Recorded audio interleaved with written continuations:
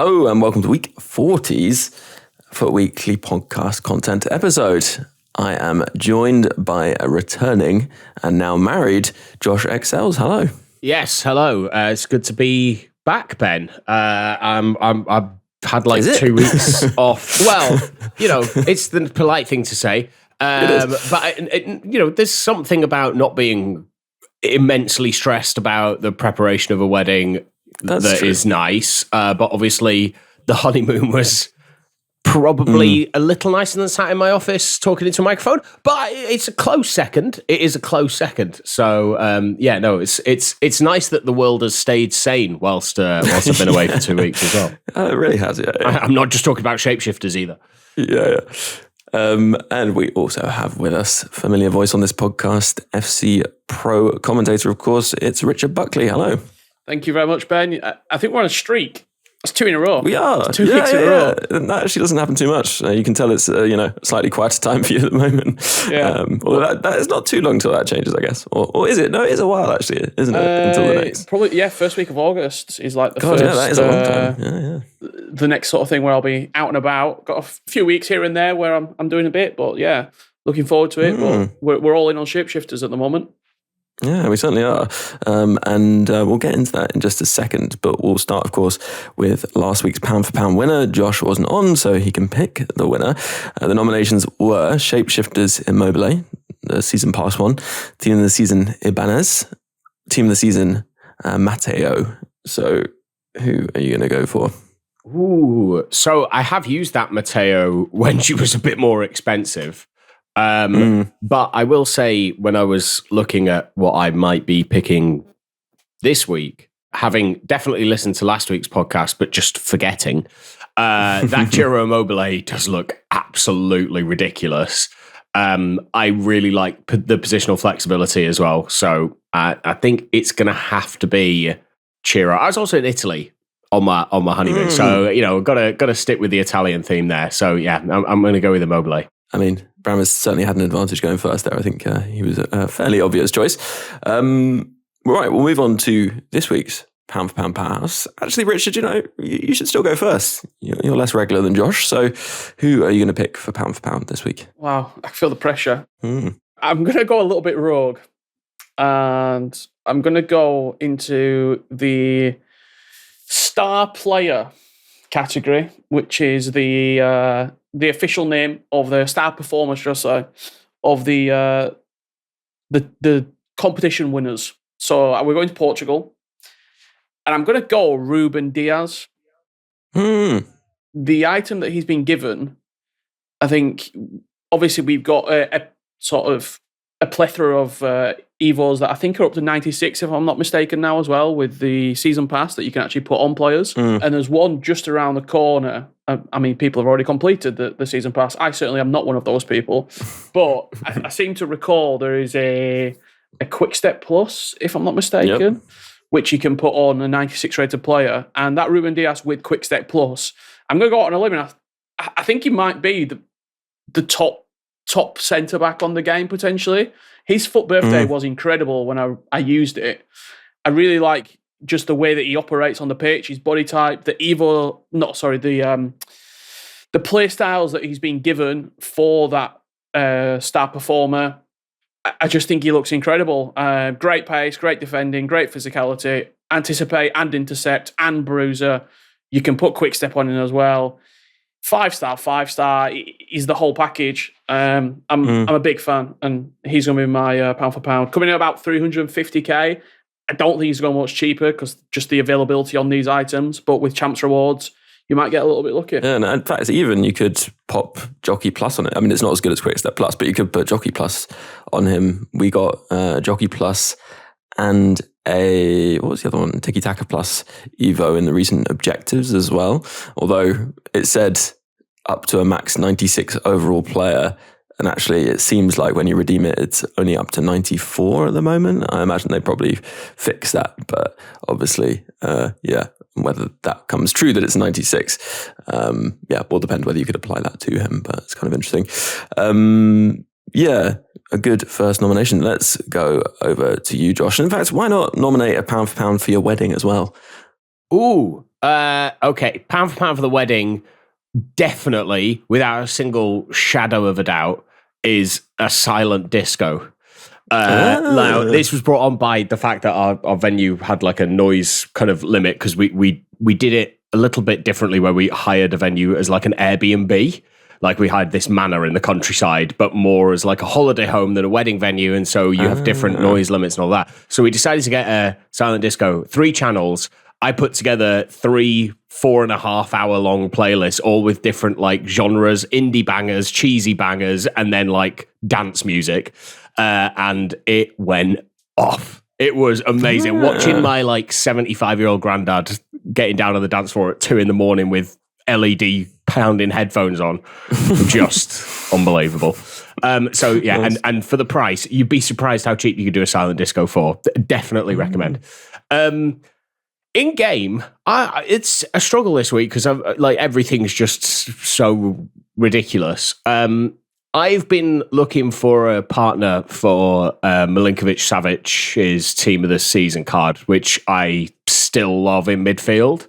And I'm going to go with another Nations League winner in Ruben Neves, just because solid link. But I am going to put him through Quick Step Plus as the season pass evolution because he needs it.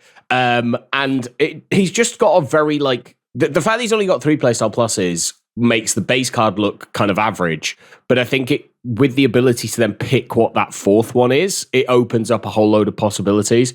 He's got all of the playstyles I think you'd like really, really want and anticipate in terms of a defensive midfielder. He's got anticipate, he's got tiki-taka, got long ball, has base intercept, which I think is important. His stats are, as everybody's stats are, just ridiculous. And yeah, like I'm kind of in like the idea of just tucking him in alongside 𝗵𝘀𝗁𝘀𝗁𝘀. I think I could run a proper 2-man midfield with those two and get the job done. And I think for like the price of these cards are weird because they are going to be so rarely packed. But for like 200k, I think that's pretty solid. And as I say, he's 96 rated, so you're going to be able to add that 4th playstyle plus. If you wait a little bit longer, I'm sure there'll be some Evo that catches him eventually. But yeah, I really like the look of him. And I'm looking forward to running him alongside 𝗵𝘀𝗁𝘀𝗁𝘀. It is an interesting one because during Team of the Season, we had a load of really, really cheap players that were really good. And that isn't really the case this week. So it kind of brings back pound for pound in its proper form. Because I was looking around and was thinking, I'm not sure there's so many, such a breadth of options versus what we had previously. I mean, I was going to nominate the goalkeeper basic chemistry style. Yeah, but that was something that we should definitely we can get onto that maybe later. Yeah, I think the player I'll probably go for is Reus, actually. I didn't end up packing him, but I did buy him just to give him a go in midfield. I didn't actually pack any shapeshifters, even though I did have a fair few packs left. I think they are a little rare, even the cheaper ones. But yeah, gave him a run. I mean, he is, I think, probably priced about right. I mean, that sounds a bit ridiculous to nominate his pound for pound and say he's priced about right, but he's 190k. But it's sometimes quite nice to pay a few 100k for a player and feel like they're performing at that kind of level or a tier above the players that are super cheap. He felt really good on the ball, as you'd expect.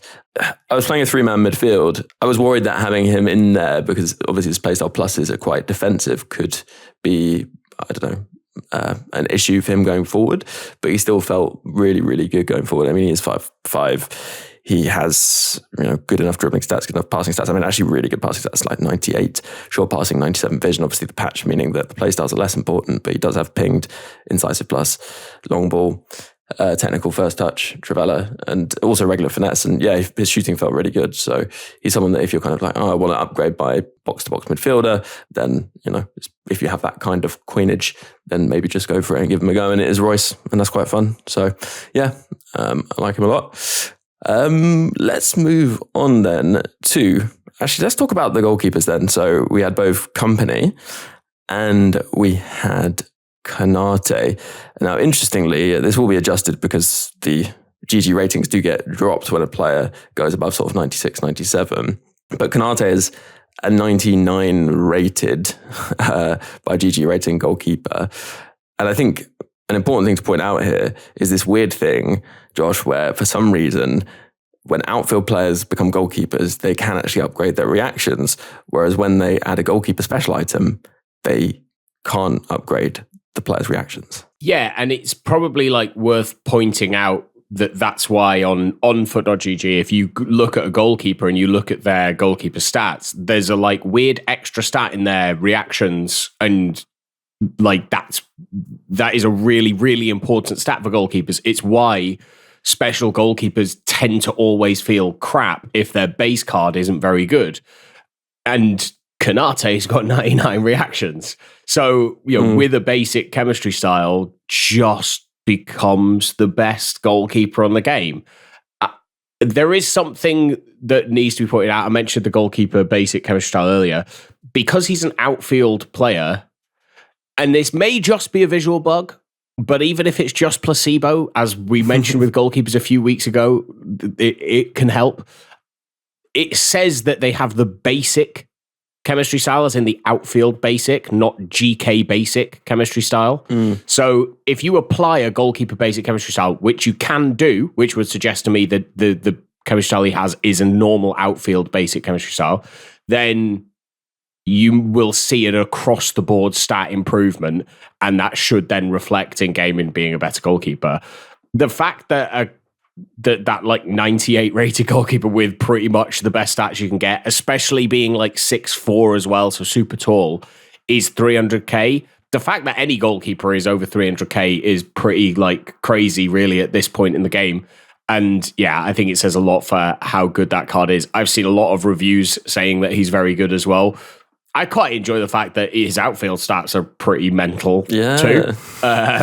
Like, I'd have loved there to been an alternative position as striker so that you could have just like really gone rogue with it. But I think that probably would mess with the coding a little bit too much. But yeah, it is definitely worth pointing out that the goalkeeper, if you're not someone who applies goalkeeper chemistry styles, that your outfield players that get moved into goalkeeper come with the basic outfield chemistry style applied, not the goalkeeper basic. So it's worth applying something, a glove, like the goalkeeper basic chemistry style I think is extinct now at 5k, which is great because I had about 40 of them. So yeah, I got to sell all of those. But yeah, I like, just a pretty crazy card. And, I think there's a lot of people who switch off when it gets to shapeshifters and the kind of, Marcus Rashford in midfield as if he has the work rate for that. But I think I think it offers the ability to have some fun cards, and this 𝘃𝗏𝗃 is definitely one of them. And as you say, their ability to increase the reactions means that the best goalkeepers for the rest of the game cycle will be outfield players, unfortunately. Yeah. Which is crazy to say. And we should point out, actually, I'm not sure we have, but he has far reach plus and footwork plus, which I think we can say are the most meta goalkeeper playstyles kind of available, or at least in the way the game operates at the moment, because footwork is really good for stopping low drivens and far reach is really good for stopping finesse. So that makes sense. But it's interesting, they still gave him 2 passing playstyle pluses, seem a little afraid to give 3 proper goalkeeper playstyle pluses. But you mentioned his other stats being really good. He has 99 short passing, 99 long passing, and 99 vision. So yeah, the pinged passes from him, I used him over the weekend, are really, really good. And his build-up play is really nice. And yes, he just seems to make some extra saves that other keepers don't necessarily make, but also just seems less prone. Well, he still makes some errors, but less prone to errors and just more consistent, which is good. It does pose the question. If he has 99 vision, 99 short passing, 99 long passing, he only has 95 kicking on the card. Yeah. So is that a distance thing, or is that is throwing being taken into account with kicking? Yeah. Oh yeah. So actually, I'm pretty sure the reason why the 2 things are different is because kicking impacts goal kicks, so when the ball's dead, and when they drop kick the ball, I think. So it does kind of make sense there'd be different things. But I guess it's actually worth pointing out, because if you have a goalkeeper with really high kicking but terrible passing stats, it means you're generally going to be better off, using those two things rather than passing it. And with 𝘃𝗏𝗃, you might want to just drop the ball at his feet because his passing is going to be pretty amazing when he's doing that. So it's been interesting. I mean, one thing we should say is it'd be really good if they did fix the whole reactions thing because it does massively limit the goalkeeper content they can produce up until shapeshifters, basically. And maybe that's not a completely bad thing because goalkeepers being really good is kind of frustrating to some extent. Although, on the other hand, it's frustrating to have a goalkeeper who isn't very good. So I don't know. Any other players people want to mention? Anything else around content at the moment? Yeah, I mean, speaking of kicking, maybe the master of the free kick, David Beckham. 𝘵𝑆𝑏𝑐 came out relatively cheap, being completely honest, and I completed it. Really good, got to say. Can play either fullback position or CDM, which is sort of the reason I picked him, because I quite like having one of my CDMs who's like a really, really good ball player. And for 260k-ish on the market, if you were to sort of put the price comparison for the 𝘵𝑆𝑏𝑐, I enjoyed it. And he will play in my team for a little while, just because the flexibility on position as well. Yeah, it's funny as well, because I do think that if he appeared as a young player in the world of football today, he probably would be a fullback, right? Kind of like Trent or something. Yeah. So kind of a fun, sometimes I'm like, the shapeshifter position changes are a bit interesting, and it's actually funny because I think they have done a decent job, Josh, for those of us who, I say those of us, me, who doesn't particularly like playing players too far out of position. He says having played 𝘃𝗏𝗃 in goal for quite a few games. There are lots of options where actually you can just play them in a position that seems somewhat familiar, really. Yeah, it does seem like they've tried to maintain some realism with it. Like Kaká can play anywhere across that front line apart from Cam. Maradona, similar. Like it's not too ridiculous. Obviously, the goalkeeper ones will be the ones that stick out, like Mamadashvili as a centre-back / CDM, company moving back as goalkeeper. But nothing seems too ridiculous. But we're also at that point in the game cycle as well where everything does kind of get ridiculous. I think that the thing that's kind of helpful with it is that we have these like award winner teams coming out alongside it. So the fact that we've got a proper kind of Portugal team for winning the Nations League kind of means that there's still some normality if that's what you want to cling to. Kane looks like in terms of going through kind of the players that look the best, I just can't get past that Harry Kane. Like, he's got everything you'd kind of want in a midfielder. And it's one of those where you'd be you could play him really anywhere. He has like the two passing play styles and then has a shooting and a defensive play style. So box to box seems like the best place to play him. But if you were someone who's like, no, I want Harry Kane to be playing in the forward line, stick him at Cam with Shadow Striker. Like, he will do an outrageously good job up there. So yeah, like it's the thing that I'm finding weird looking at the prices is more that the season pass seems to be a much better deal than any of these players right now. Like, you can get players of similar ability to what's in packs in the season pass, and you don't have to try and pack them, and the pack weight doesn't seem to have been totally superb. Like, the player I think that surprised me the most in terms of their price is 𝘵𝘵𝘃, because it feels like his cards the entire year have been loved by pros. They've been incredibly meta. Like, it surprises me that his 97 rated is only 660k. Is that the position change that's done that? Because I can't see anything like massively different with him. Maybe it's a lack of 5-star weak foot. So yeah, it's tough to know what to make of shapeshifters.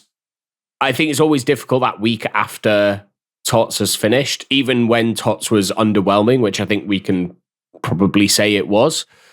It's going to be a difficult thing to adjust to a kind of silly season, but it's weird because we've got the Club World Cup going on. Doesn't seem like we've got too much being lent into in that front. We've got the Women's Euros coming up, so that is going to have its own promo. So Shapeshifters is in a weird spot this year in that, like, I think in usually in non-competition years, it's like 5, 6, 7 weeks long. And as you get to the end of it, then all of the other cards start being released back into packs and it gets a bit kind of silly. But the players feel expensive, even though like you look at, I don't know, Marcus Rashford in centre midfield for 300k and go, that's pretty good, but stats wise, playstyle wise, is he that much better than what we've already had? Even though the card rating says 97, we start then running up into that issue with chemistry styles where they've made players look this good for a while because you can't boost past 99. So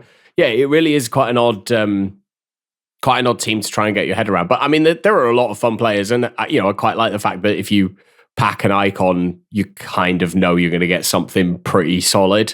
There are some nice ones that are unlike the heroes, who, I love 𝘱𝘰𝗀𝘀𝘁, but I'm not sure anyone's using that CDM card personally. Well, he's an SBC, but the 𝘭𝘪𝘬𝘀 is pretty disappointing, actually.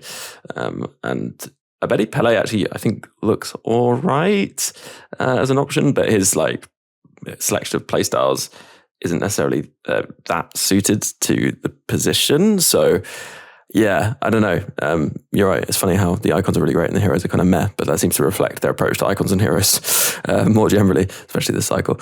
Let's take a break, and I actually want to talk a bit more about what's to come right after that break.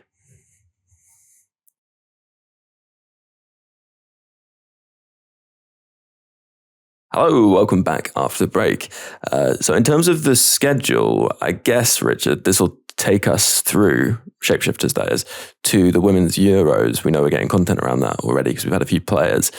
And that starts on the 2nd of July. So we could have 3-4 weeks of Shapeshifters? Yeah, I mean, we're looking at probably 3 weeks of Shapeshifters, Path to Glory for the Women's Euros, and then probably footies where we get... 85 by 10s unlimited, a lot of the best players throughout the year back into packs, and sort of that hunt for the 99 rated items sort of kicks off again as we probably get into mid-July, August. And I mean, I guess you can kind of sense where the power curve's going, Josh, from the season pass, because the players towards the end are really, really good. And it makes me quite interested in the Women's Euros content, because that's presumably going to have to be really, really strong players, and they're also going to have to get upgrades, right, if they do Path to Glory. But the ones we got through the season pass so far do not look particularly great. So, yeah, I guess we'll see when it comes. Yeah, I heard the discussion around kind of women's players in Team of the Season, and I wonder if there was maybe a holdback at the beginning of like Shapeshifters and in the season pass because we've got the Euros coming. And you kind of still need to leave room for a lot of those big name players. It's just interesting where we are in the cycle. The fact that they can't be any, or most of them can't be any version of lengthy because they're so short. It does kind of make that an issue in terms of like meta within the game. So, although, do you not think they can just make them better than their male counterparts, essentially? I think maybe they've tried...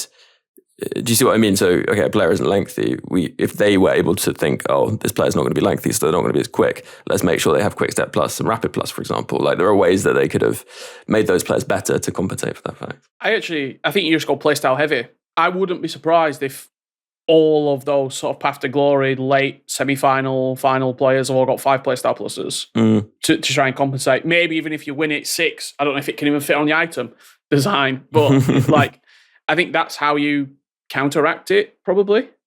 That would make sense, because I assume footies will all have 5 playstyle pluses, so you'd think that by the end of the Euros, if the players made it to the final, maybe won the final, certainly won the final, they'll have 5 playstyle pluses, so yeah.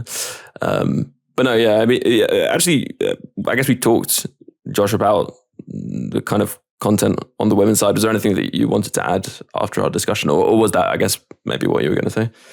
No, I reflected a lot of what was being said. I think there've been times in the game cycle where sometimes it's felt too women heavy. I think there was a point, I can't remember if it was this cycle or last cycle, when I think it was this cycle when we just had NWSL players like every single week, and they were getting into everyone's team because they were just better than what you could afford.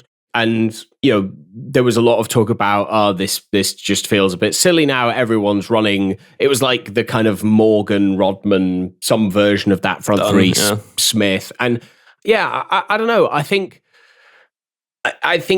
there was a lot of talk during Team of the Season about how the rewards had been diluted because we had that extra women's team, because the extra tot squad was so full. So, in terms of the other European League tot squad or the kind of collection of round the world leagues that you'd get.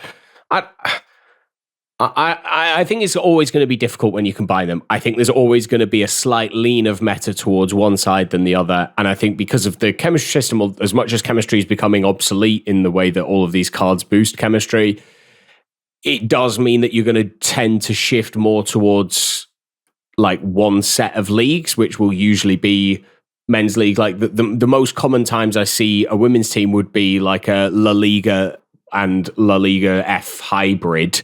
Because you've got Barcelona there that you can put those kind of links in. You've got the Spanish link. So, yeah, I don't know. I think they've managed the integration incredibly well. And there's been a lot of talk, and I think we'll see it at the Euros, especially this summer, the name recognition that people will have, the kind of attachment they don't realize they already have to some players' names. They're now going to watch a Euros tournament and go, I know who that player is. I know who they play for. I know that they got a team of the week, or I know that they were one of the best players this season because of their place in the game. And I don't think that should be overlooked because the players aren't that meta. You got to take the good with the bad with it, I think, a little bit. Yeah, true. I think, that was, I think, the consensus as well. It is something that has been good. People have enjoyed it a lot. And, there's hopefully some learning to be done from this cycle potentially. So the other thing I was thinking it might be worth speaking about, I think actually, Richard, you hinted that we might speak about it on the gameplay pod, and then we didn't actually end up doing so. Obviously, we've had a lot of very large, tall players move outfield, and we were just talking about women's players there. And you were saying last week that the height of players is becoming quite important as a sort of differentiating factor. And I agree as well. And I think one of the things that has been quite noticeable in terms of GG rating is that maybe that's something that needs a bit more factoring in. It is factored in already. When you look at the popularity of someone like 𝘭𝑪 and those very large players, and I've noticed, having run that 𝘭𝑪, who's 6'8" in midfield, how good he is at sort of intercepting and being an obstacle, that sort of height is really important, I think, Richard, in terms of how meta a player is. Yeah, I mean, it really is land of the giants at the moment. I think if you look at a lot of midfields, especially now with sort of the Evos available, I played 𝘭𝘪𝘬𝘏 so much this past weekend as 2 DMs, and it's really surprising because we went through a phase of quite technical central midfielders, quite technical DMs, and now everyone's got amazing stats and amazing play styles. So what's the next differential? And it feels as though it is the physicality of players. It's if you're that extra 3 inches taller, you can intercept the tackle, you can win the header, you can get your foot on the ball to be able to shoot. It really does feel like that at the moment. And I don't know how I feel about it, because it feels like the next step in that is aerial dominance with sort of heading and play styles. And I think EA have been very, very careful on not to get to the stage where we were last year, where everyone's just knocking down back post crosses into the box. I did an Evo at the weekend for 𝘬𝘬𝘁. I put him, I had the 89 from the FC Pro Open, and I put him in the second version of the striker Evo that came out. And my 𝘬𝘬𝘁 now has got incisive plus, finesse shot plus, aerial plus, power header plus. And it just is it's a different way to be able to play the game. David Beckham, right back, whipped cross into the box, 𝘬𝘬𝘁, head down, goal.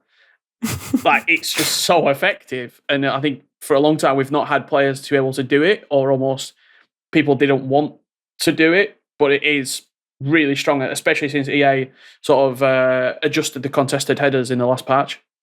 So you're saying it's there. It's there if you want to do it. Yeah. But do you think you need that aerial plus and power header plus to make it work? Because that's what you have. If you're shooting, I think power header is pretty essential. I think, but if you're just looking to head the ball down and play for knockdowns, if you've got someone tall, I mean, I've seen players do it with 𝘬𝘯𝘰𝘸𝘀, like pushing him forward, sending that runner from centre mid into the final third and then knocking it down. It is viable. Do you find, I find that sometimes I get caught out by people kind of cutting back and then doing like a, what would you call it, an out-swinging cross. It seems to mess up the defensive line. I don't know if you give them that go. The back post that then runs round the back almost. Yeah. That's quite interesting. I haven't tried it too much myself. You mentioned that Evo. Maybe we just talk about that Evo, at least we can come back to some of the others. Shapeshifter Strike Force. It gives Incisive Plus, and if you already have 3 playstyle pluses, I believe Incisive Plus is the first one it gives, or maybe it's Finesse and then Incisive. But I do think Incisive Plus on a striker is actually quite useful and quite underrated. The quality of through ball you can do with Incisive Plus versus Incisive, I think, is quite substantially better. And I would say that some people might think, oh, it's not a very meta striker playstyle. Actually, I think it is quite a good one, especially if your other 3 playstyles are good. That being said, Josh, everything gets compared to the price of the season pass now, and that literally costs the same as the premium season pass, that Evo. Yeah, Evos. We're past 500,000 coin evolutions. We just are. Like the game's moved on from them. I don't think it would have been an issue if this was 250k. I still think there would have been discussions about the price of it. Just because this is the first Evo that gives 4 playstyle pluses with stat boosts, because you've got to remember, we've been able to give 4 playstyle pluses to Team of the Season cards through the Season Pass, and now to any card through the new Season Pass. It's just a bit like, and it feels like the price is based on who can fit into it, rather than necessarily because the Evo's any good. And I think we're just looking at Evos through the wrong lens when you start doing that. It's a max 94, which is good. It's I'll be honest, I hadn't looked at any evolutions for like a week. And I came back going, I can't wait to see what Evos my 93 rated players fit into. There's 2 Evos. What are we doing? How are we at the point where we're into this silly season? We're getting these ridiculous cards from the Season Pass, and we're still at max 92 overall for evolutions? I don't know. So yeah, I think 500k is too expensive. I would absolutely echo that Incisive Plus is a really good playstyle to have in a striker if you're not someone who's double tapping through balls either. Really, really, really helpful around the box. It's very good, and I will do it because it will make one of my players really good. But it just feels massively overpriced for this point in the cycle. However, if you have the coins, now's the time to start spending them, right? Don't hold on to them and realize in August you've only got a month left to use all your coins. Have some fun with it now. I would also say, this does mean we're going to be getting more 4 Playstyle Plus Evos, right? It's not just going to be this one. So this is out for a bit. Maybe wait, see what comes. I guess it's unlikely to be a striker one, but it's certainly possible. And actually, just while we're talking about restrictions, I do think it's a bit ridiculous that they're still putting 98 or max 98 dribbling requirements on so many Evos when that Evo was released so long ago, the one that gave 99 dribbling. And since then, they've been incredibly restrictive with that. And you kind of think, why release that Evo if you're going to be so restrictive about it? And the other thing is that there are actually 2 levels to that Evo, and you could have stopped at sort of, depending on the amount of boost you were giving the player, you might have been able to stop at sort of 98 after level 1. And that's maybe a tip for the future. The difference between 98 and 99 obviously isn't that huge, but they've set the restriction, the requirement at 98. So you'd have potentially been able to evolve your player sooner, or in an Evo, which looks really good, if they'd just stopped at 98, which also feels a bit ridiculous. So yeah, on that, before I get too frustrated, just before you move on, because it really doesn't make sense. It really doesn't make sense. Because if you're restricting who can go into an evolution, that boosts dribbling.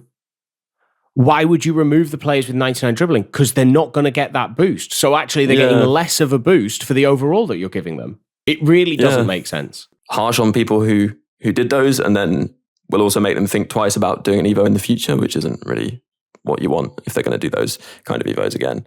Although maybe they've learned their lesson. We'll see. Let's take a break. We might talk a bit more about Evos. In fact, we probably will right after this break. Hello, and in this break, a quick reminder that the pod is made possible by supporters. The pod didn't used to be weekly. Yes, Foot Weekly wasn't actually weekly for a time. And then someone suggested setting up the Patreon. And since then, the pod has been weekly. And in fact, it's been twice weekly because there is that supporter episode every single week. So if you'd like to catch that episode and keep the podcast going, it's just £3 a month to do so. And you get loads in return. And there are perks higher than that, including access to the Discord too. So if you're interested and would like to support the podcast, then head over and search Support Foot Weekly. Go to Patreon and it's very easy to sign up. If you are a supporter keeping the podcast going, then a huge thank you for doing so. And if you do consider supporting, a huge thank you too. Right, let's jump back into the pod. Hello, welcome back. So the other thing we saw, I don't know what they're doing at the moment, is another Zidane Evo. Just to, because we all loved that Zidane Evo. We all loved seeing him so much. They decided to offer you the opportunity to evolve him again. But fortunately, this is 1,000 FC points or 250k. Have you seen what the card looks like, Richard? Do you think that's any good? I mean, it does have Acrobatic Plus, which isn't super exciting, but yeah, it does look quite good. Yeah, I saw it. I was one of the, I imagine most of the people did the 94 Zidane at the time. It's a weird one because he's not if you do the Evo, you can play him striker, but he's not a striker because he's just not a striker. But then you look to play him cam, no tiki-taka silver is a little bit of an off-putting one. You then, he's probably a box-to-box centre mid, but no defensive play styles. I could make him a CDM with the Evo, but then again, no defensive play styles. He's already got 4 play style pluses. Like, he just doesn't fit anywhere. And that's my issue with it. Like, if he was, I don't know. It seems like a bigger picture. Like, we've had 2 now. Is this Zidane going to go to 98 and are we going to get an unbelievable Zidane? Like, do I have to complete it just so I don't miss out on something down the line? Do I care that much? Like, that's the questions I'm asking myself. Yeah, it is a bit of a weird one. Other than that, I mean, the notorious DEF is a decent Evo, Josh, actually. I think there's some nice options from there. We've had... It's a shocking name, though, let's be fair. Yeah, it's a shocking... someone came up with that and thought it was great. And I get it. I get that feeling, but... Woof. Yeah. Another interesting... Was it that one that you could put Vertonghen through? I know a lot of people will have unlocked that Vertonghen by accident. Yeah. And he looks really, really good through that. Like, one of the better DMs in the game that you can get hold of, I guess, compare him to the ones that are out at the moment. And yeah, that's a very, very much pound for pound option, I think. And yeah, just a gimmick, also decent. So I think some of the ones that fall into the sort of sub 50k range, Evo cost wise, are often actually decent and worth a look. Free ones often not even worth checking, I have to say. A lot of them have been quite poor, and we've had a kind of preponderance of cam Evos for some reason, which just haven't been that great. But are there any other sort of Evos that you wanted to highlight as worth a look, Josh? Because I guess there's been a lot since you were last on.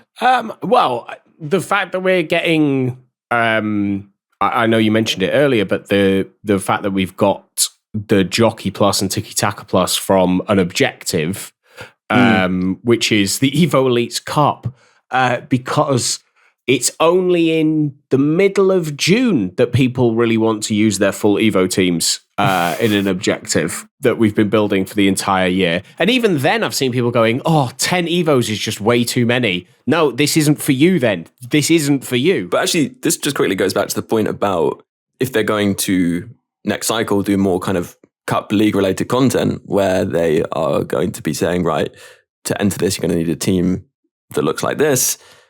That needs to be something that people are aware of for a longer period so they can build that. Because if we'd had this throughout the cycle, then people have been working towards it over time.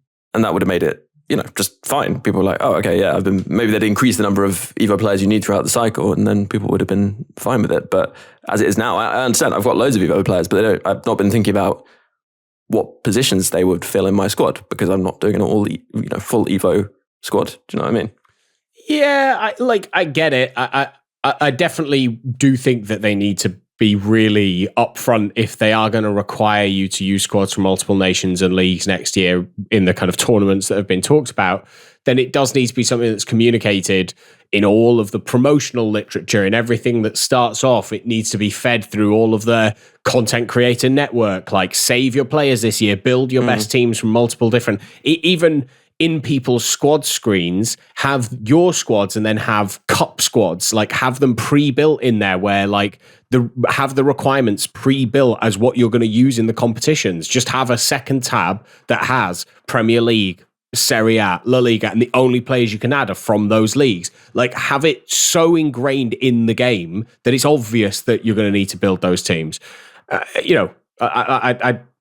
do think that there is an easy way to do that from a content perspective that wouldn't require massive like development time. It's just about having that forward thinking, which I think EA have shown that they have when they're implementing things. There's been a lot of like Evos that are clearly leading into something further down the line, or kind of an objective that leads into an objective in 2, 3, 4 weeks time. So yeah, I want to re-say that, but yeah, I just want to shout out the Evo Elites Cup because as much as I am clowning on the fact it's taken until June to get it, it's nice to have some way to actually use your Evos. The badges don't work because that's the way a lot of people tend to get around the kind of requirements for Evos is to just stick a badge on a normal player. But the paid for skins do work. So you can still get around the requirements for Evos. So yeah, I'd like to see just normal Evos in the future, but I get that would remove some people who've also done evolutions and then put a skin on. But yes. That was going to be my next question. For someone who's not done Evos, how can I get around playing in this? Because I don't have 10 Evos. Just pay for all the skins. Yeah, I don't know for sure if the unlocked skins from season passes count. I presume it will do because I think it changes the card type, and I think that's what is being read, whereas a badge doesn't change the card type.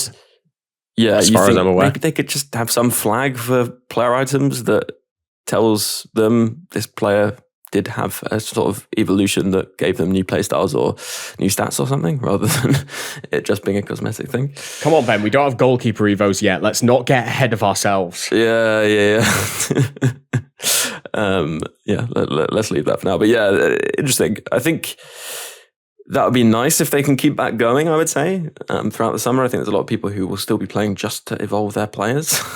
And so if there is somewhere to use those players and also pick up upgrades for those players as well, then that's a pretty nice little ecosystem that they can have going to keep people engaged. In terms of content things, Josh, you'd like to see over the summer, is there anything you're thinking, if EA do this, we will be there? No, I'm not sure there's a solution to where the game is right now. I do want to talk about the 82x20 SBCs that have been released. Not repeatable endlessly as they were during Team of the Year, which would suggest to me that was a mistake. And the fact that everyone then packed Team of the Years from them has then had that knock-on effects, I think, for the rest of the cycle. But they are now in V1 and V2. V1 is an 85, has to be 85s and 86s to complete, and V2 has to be 87s, 88s, and 89s. Can we think of some SBCs that people have been waiting for that required exactly 85s, 86s, 87s, 88s, and 89s? If you don't want to do the exchange, don't tempt us with something that feels like the exchange but is actually really crap. Just give us the exchange. Who cares? At this point in the cycle, who cares? Because they're going to release it. There is no doubt in my mind the exchanges will come back in late July, and it will try to be, they're back, you love them, and no one will really care because we've already been deep into silly season. Just give the exchange now and let that hardcore group in the community that want to grind the menus because we have nothing else to do with our lives, just let us do it. Let us do it, please. Just give us the exchanges. Don't do this pussyfooting around exchanges with an 82x20. When I saw those SPCs, it was the most annoying thing. So yeah, the fact that everything else in the menu grind is just completely cookie cutter with the kind of crafting upgrades, then I'm a fan of the silver and bronze upgrade things that we've been doing. But yeah, it's the rest of it's all cookie cutter. Just give us the exchange, please. And in terms of menu content additions, we have had the 1 of 10 historical player pick, which I think is kind of interesting, kind of fun. There's something nice about seeing 10 different players, even if, like me, they were all below 40k in value, which is kind of amazing, I think. Like, I imagine that's probably the experience a lot of other people had, but not everyone. Oh, yeah. Of course, Richard, what was your experience? I did do it, and I got 𝘵𝘃𝗃𝗀𝘀𝘁. Which one? I was shocked to see the winter wildcard. Like, people are wanting to buy him. Well, I don't know if anyone's bought him, but like he was like 600k, and like, how is he 600k? So I've not used him all year. I put him into an Evo, and I'm working through that at the moment, just to see what he's like, really, because he's over 6'1". Well, that was the interesting thing I think about this, Josh. Is got a message from a friend, really excited because the player he got in his pick was 6.5 million coin, winter wildcards R9, right? And he was then like, how come he's so expensive? Because he doesn't even currently fit any particularly good Evos. But I guess it's just rarity at this point of some of those players, right, Josh? Because they've not been supplied for so long. And people have been putting them in Evos, so they've become untradeable, and there are just so few on the market. I guess that might change if they re-release players post Euros. I mean, there's a tried and tested method. If you want to lazy invest your coins in the game, you just buy special cards, because eventually the rarity will come back and they might fit an Evo at some point. You know, Rich mentioned that 𝘵𝘃𝗃𝗀𝘀𝘁. I've had like 6 of him sat in my trade pile for the longest period of time, because I just bought him when he was like 15k, and I could have sold him for 37.5k at any point in the last like 2 months, because he's kept bobbing up to that level and coming back down again. You can do that with so many cards, but icons are the ones where the rarity of them really drives the price over and above them actually being that good in game. Now, there are obviously exceptions where they are both incredibly rare and the best players in the game. But yeah, I like that SPC. I like the player pick. I don't like the fact that we call them baby icons, because having a lineup of babies in front of you it feels a little bit weird. So, you know, and that tends to be like 8 of the 10 picks are baby icons or some form of, you know, hero 𝘵𝘵𝘃𝗃 that you don't really want. Damn, you really just read my pick there. Yeah. But it's nice to see, 10 icons at any point in the cycle in a pick, even if they're all bad. But there is also the 90 plus Encore icon pick, which has been dropping in price over time, I guess, in terms of the cost to complete that. It's only 8 squads to do. I remember complaining about it being about, 14, 16, something like that. So I guess if you're looking for someone more playable, that might be better. But it is really nice that a lot of those historical icons can go into Evos. So I guess that's the flip side. Yeah. Anything else to add? I feel like we've probably covered most things at this point. But I mean, you, Josh, just brought up that no kind of content could save the game, but then moved on quickly. So I don't know if you want to elaborate on that. I just don't know what saving the game looks like, really. Like, people don't seem to be enjoying the gameplay, which I get, but I think it's more because it's incredibly samey rather than because it's necessarily bad. I know that those two things seem like they could be the same, but I think there's a slight difference between them. It's actually quite interesting. Personally, at the moment, what I'm doing is engaging a bit in the content, not really doing much menu grinding, playing playoffs and champs every week. And I'm kind of enjoying the gameplay for this point in the cycle, to be honest. Like, I've been kind of surprised. Like, I mean, I'm still playing normally at this point, but I wouldn't say I was necessarily always finding it as kind of decent to play as I have been at the moment. So I kind of agree with that. But I do think that's probably because I'm not playing that much. And I think that makes quite a big difference. If I was playing all week, playing a lot of games every week, really grinding, let's say, because I wanted to, be doing rivals and things like that, then I think I would feel maybe a bit different about it, and maybe some of the annoying mechanics would get to me more. But what I was going to say actually is, on the gameplay podcast this week, I think we are going to have an extended discussion about what we think could keep gameplay engaging throughout the cycle. So maybe that's something to kind of save until then. But yeah, I guess that your point is basically actually people are probably just bored of gameplay, and therefore there's no purpose to the other parts of the game. Yeah, and I think also we're at that point now in the cycle where a lot of the casuals drop off from Team of the Season. And so the game gets noticeably harder because the people remaining playing are the hardcores. We've also kind of gone through a bit of exam season. I think we're still at the back end of some GCSEs, A-levels too. So you have a lot of people who've kind of stopped playing because they need to concentrate on that. They're going on holidays. There's a whole host of reasons why the game goes through a weird point right now. To be honest, gameplay post-June is something I've never really engaged in that much anyway, because usually by that point, the menu grind's fun enough. You start getting the collections on foot.gg and you can start ticking off who you've got and who you've packed. And it then becomes more of a catch 'em all kind of Pokemon card collecting game. In terms, as you say, in terms of saving it, I think gameplay is the area people aren't that happy with. I don't think the patch has changed that much from that perspective.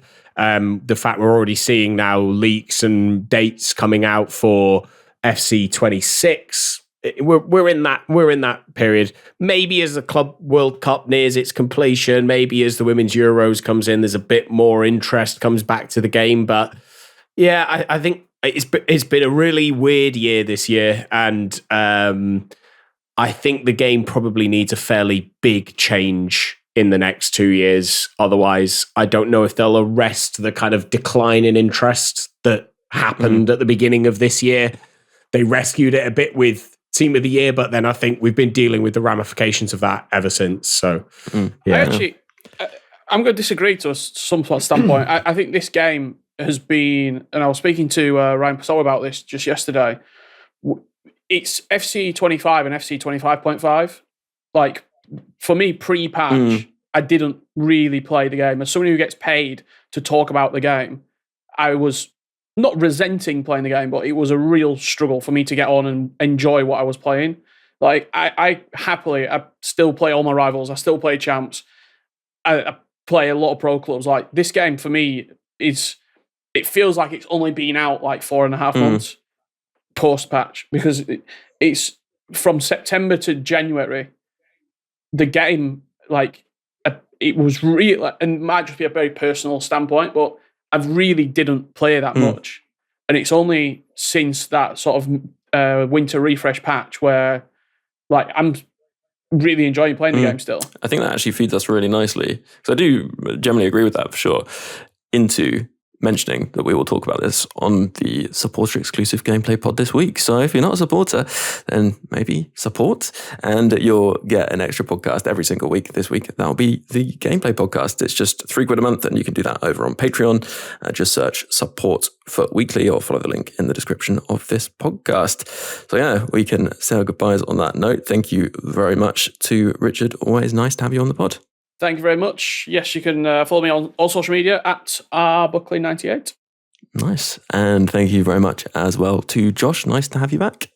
Yeah, really good to be back. On my way home from Switzerland, which is where I ended the honeymoon, I went past the spiritual home of the Wang Gang, which is the Wankdorf Stadium in Bern. So it was a beautiful end to the week. But yeah, good to be back. Nice. Yeah, I don't think we had a Wang mention on this pod yet, so glad you got it in the end. Thank you very much as well. Thank you very much to all you listeners tuning in. A reminder, you can subscribe via the various different podcast providing apps, Apple Podcasts, Spotify, etc. You can catch this on YouTube as well. You can drop a like there, a comment. It definitely helps out, and subscribe as well.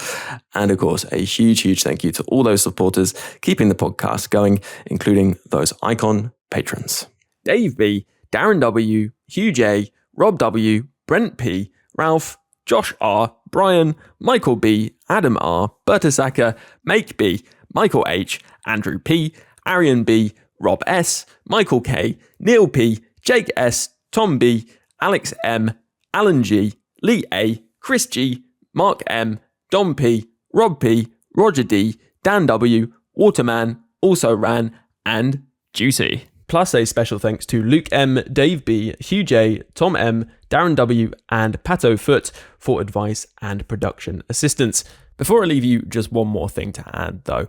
Ultimate Team is a bit like life really. It has its many ups and downs. If you're having a few more downs than ups in real life in these more difficult times, then please don't feel that you're alone or need to struggle on without taking action. If you go to thecalmzone.net, there's loads of resources, advice, support, or even just a friendly chat for anyone who needs it. If it sounds like it could help you, then head over to thecalmzone.net. And for now, have a good one, and I'll catch you on the next podcast.